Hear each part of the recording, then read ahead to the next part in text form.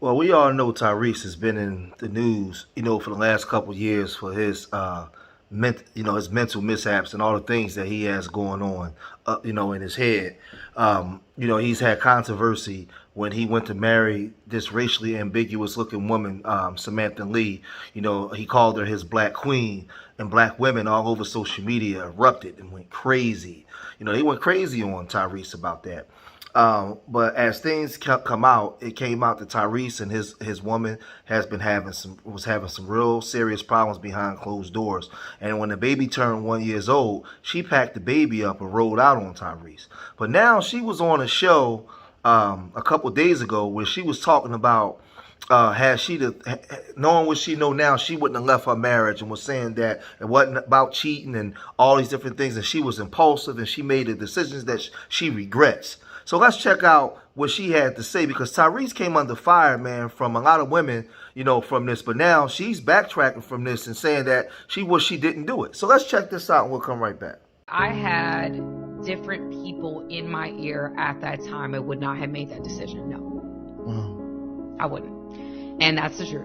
I tried my very best at this point in my life to be what I didn't have in that moment. Because I think that women were like, I'm an extremely emotional person. People that know me know that about me. I'm the kind of person that, like, okay, I feel so strong, and I can ruminate. I can get so lost in my thoughts. I know a lot of women are like that. Like, not all of us, right? But some of us are. Just like a lot of men can be like that. But I know women specifically, I'm ready to be done. I'm ready to be done. I'm ready to be done. I can't stand this. He don't do this. He don't do that. Blah, blah, blah, blah, blah. And we're just focusing on these things. And because you don't have a certain person in your life to check you and say, sis, what about this? What about this? What about these strengths? What about what he's not doing? Like those types of things.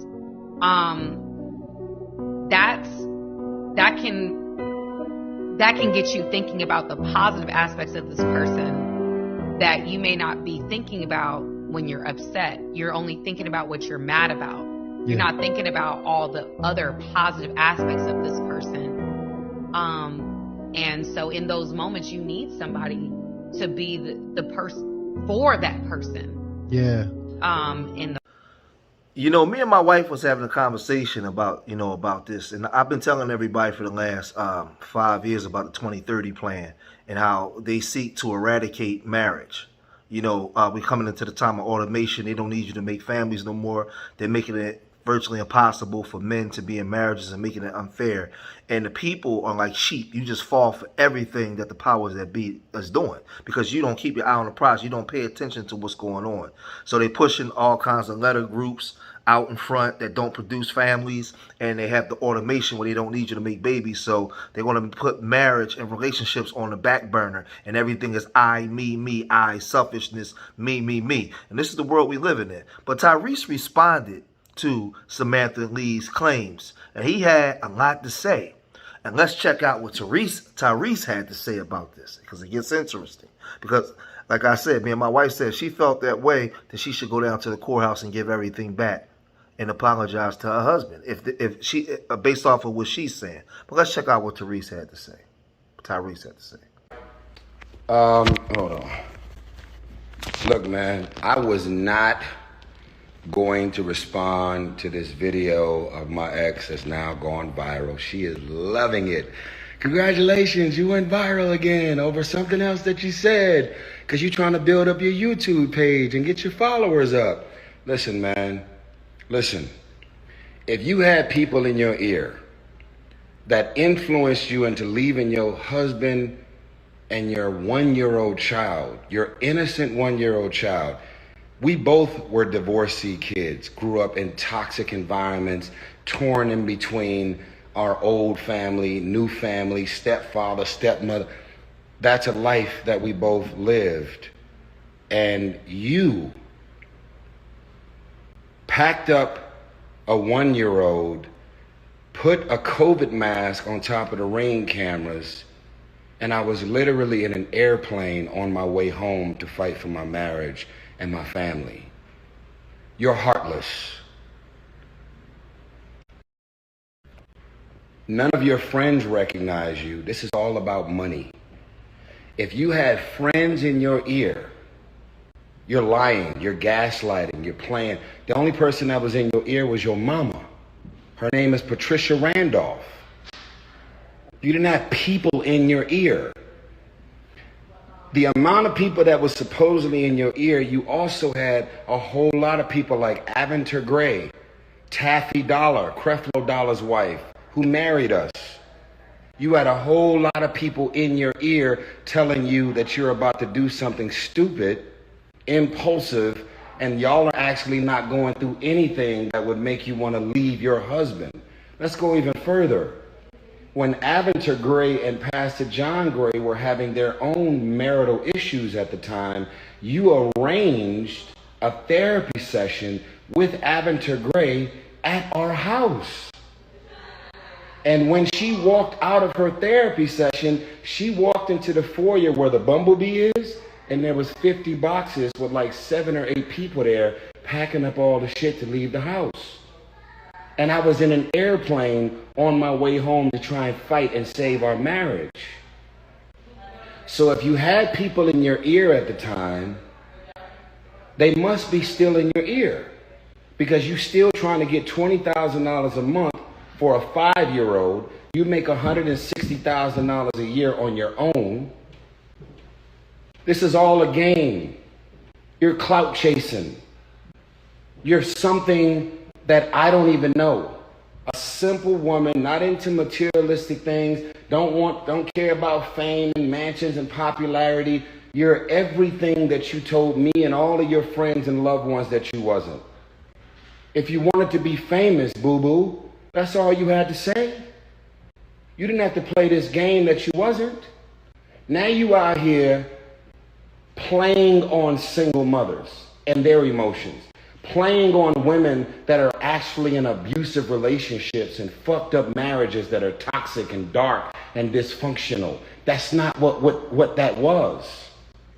You think I would have a song entitled "I Don't Think You Ever Loved Me" if I didn't really feel that way? You think I would have a song out called "Love Transaction" if I didn't realize that it was never love, it was just a transaction? This shit is about money.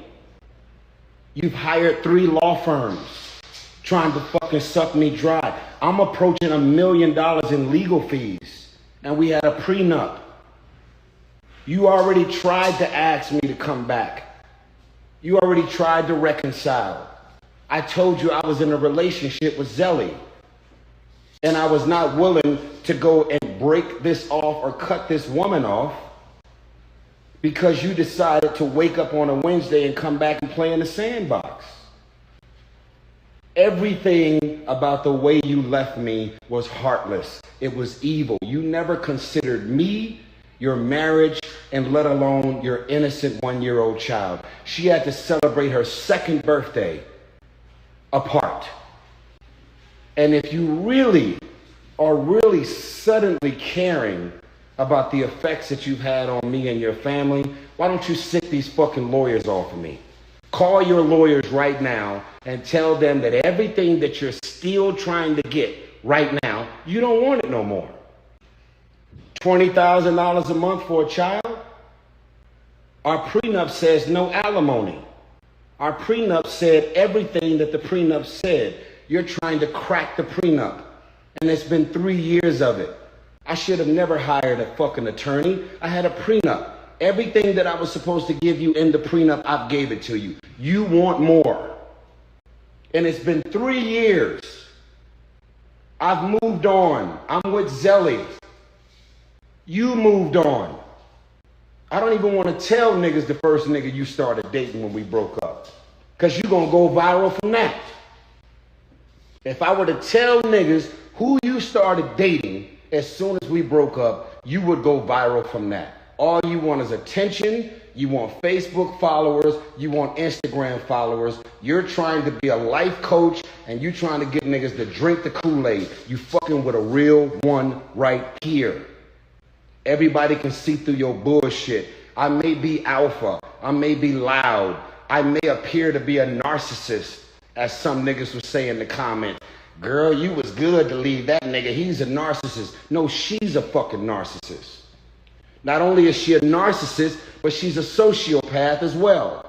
And what is a sociopath? Someone who will maliciously and vindictively do some shit, fuck over you, hurt you, be made aware of the fact that they inflicted trauma and pain on you, and not even call you and text you to say they sorry.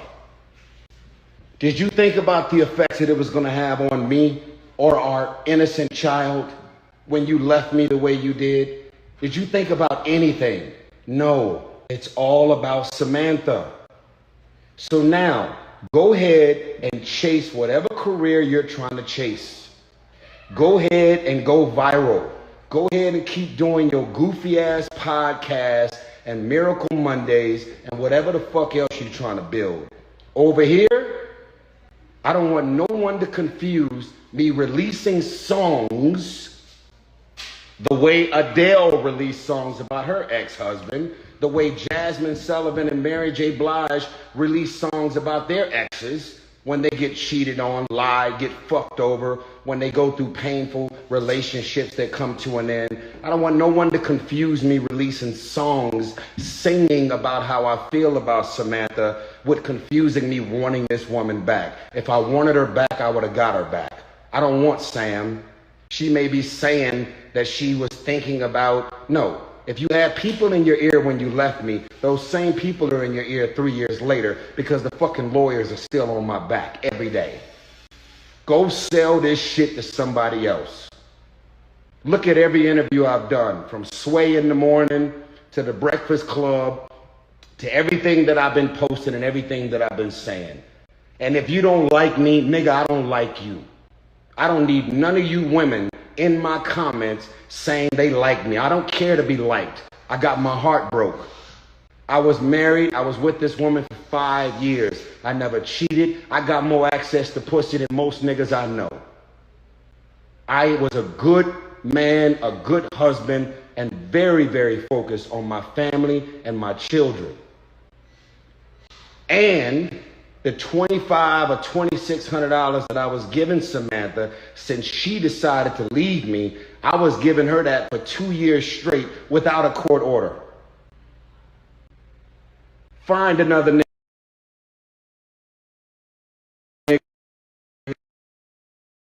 nigga who decided to leave your husband without a court order. Find somebody else that's going to cut a check for $2,600 without the judge making a judgment for you to do so. I'll always take care of my kids. She's trying to turn a prenup into alimony, which she ain't getting. She's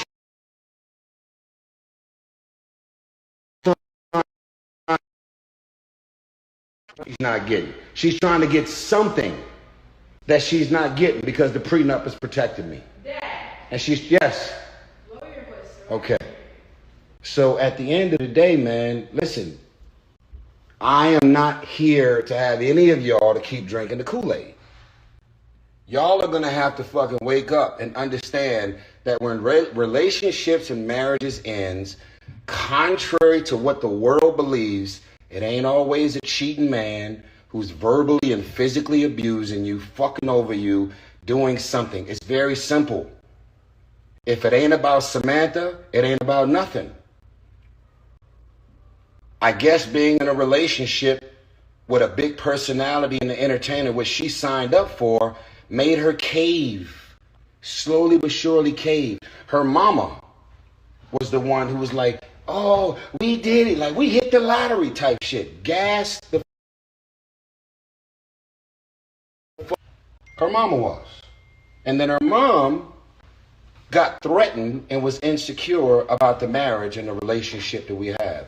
In the Bible, it says, leave and cleave. You know about that scripture? Or are you going to keep skipping over that every time you do an interview? Leave and cleave to your husband and your family. Your mama never wanted you to leave.